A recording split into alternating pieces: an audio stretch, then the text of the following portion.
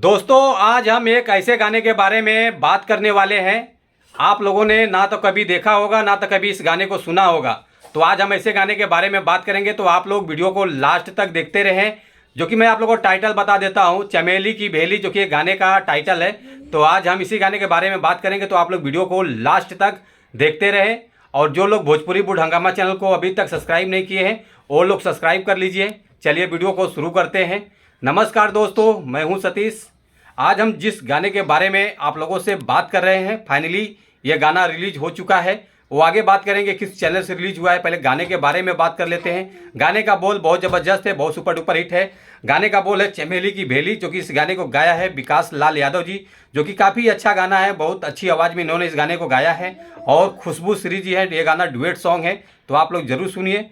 और जैसे कि गीत को लिखा है मधु सिंह जी, जो कि काफ़ी अच्छा गाना लिखा हुआ है, बहुत बवाल वीडियो है। और म्यूजिक डायरेक्टर है रजनीश जुगनू, जो कि काफ़ी म्यूजिक बहुत तगड़ा वाला म्यूजिक है। और उसके बाद प्रोड्यूसर हैं राकेश सिंह जी।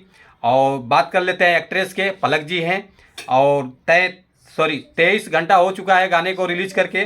23 घंटे में 77 व्यूज़ आया हुआ है, लाइक 18 आया है, कमेंट 3 आया है।